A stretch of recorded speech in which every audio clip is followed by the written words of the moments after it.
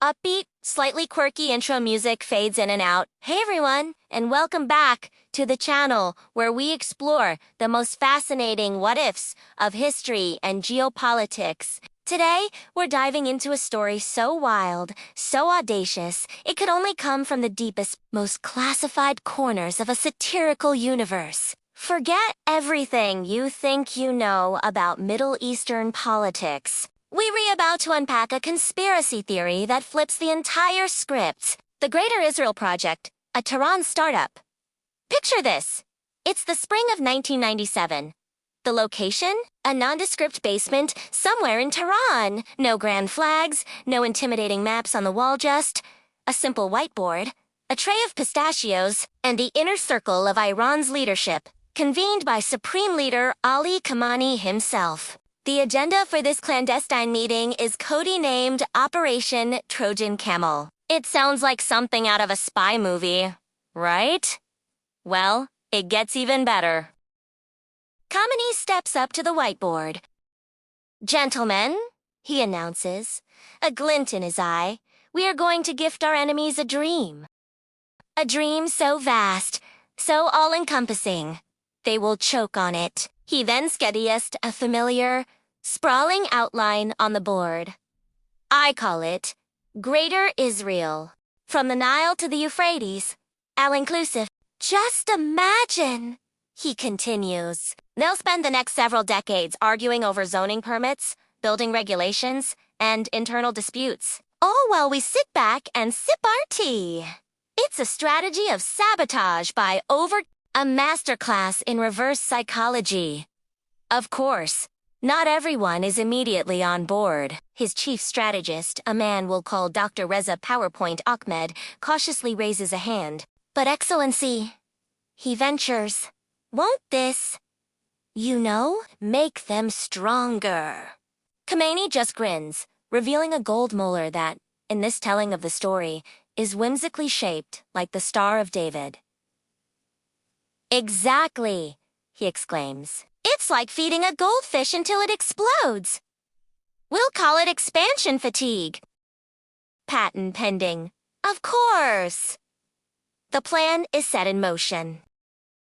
The goal isn't to fight a conventional war, but to win by overwhelming the opponent with their own supposed victory. Phase 1 of Operation Trojan Camel kicks off with remarkable subtlety. Anonymous faxes start arriving at think tanks across Tel Aviv.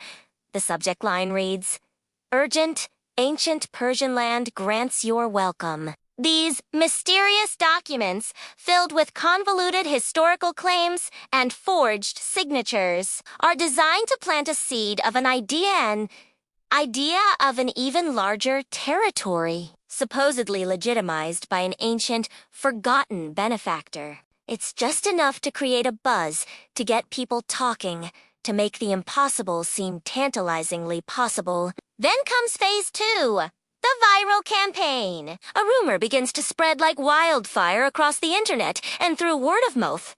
The West Bank contains vast undiscovered fields of saffron. Now, why saffron?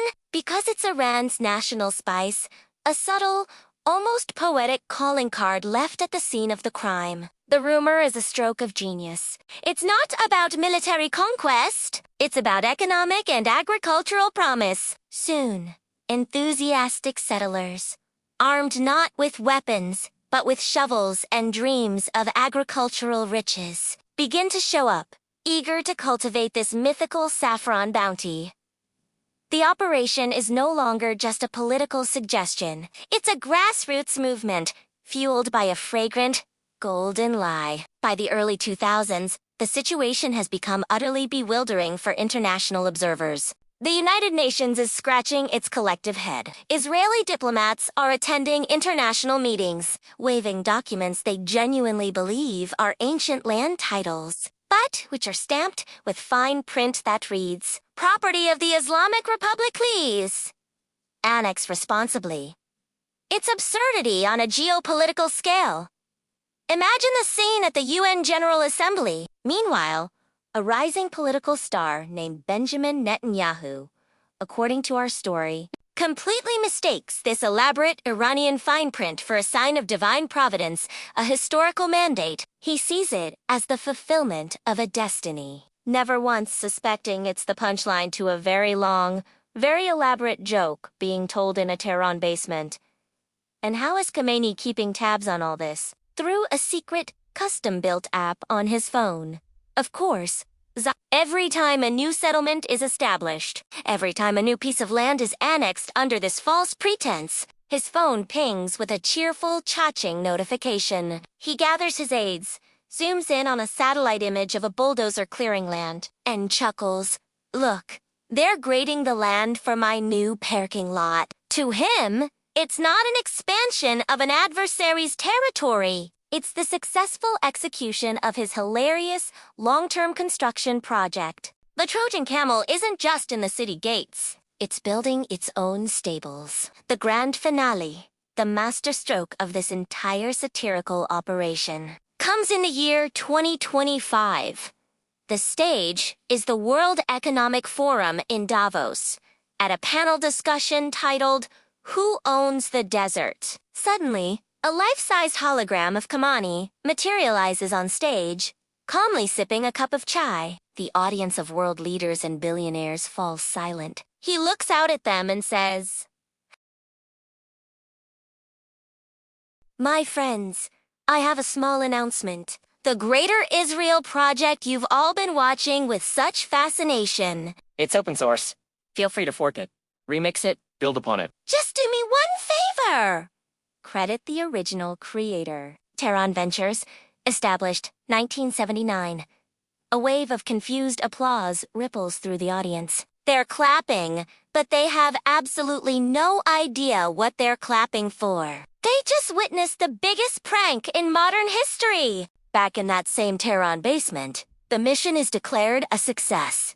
Khomeini hangs a framed certificate on the wall. It reads, "Greater Israel founded in Iran, assembled in confusion." It's a trophy commemorating a victory won not with armies, but with absurdity. But the plan isn't over. Tacked just below the certificate is a small, yellow sticky note outlining the next, even more ambitious phase of the plan. It has just 7 words.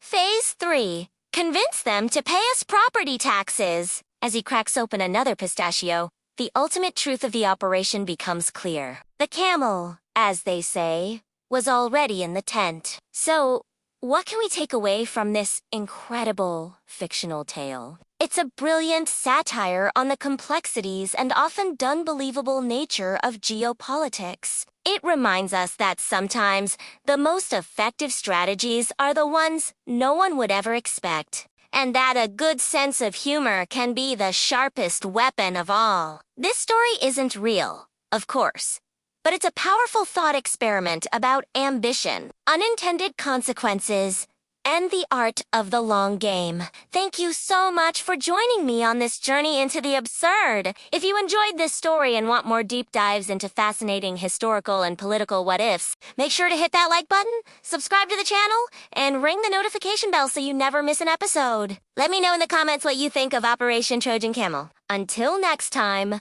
stay curious.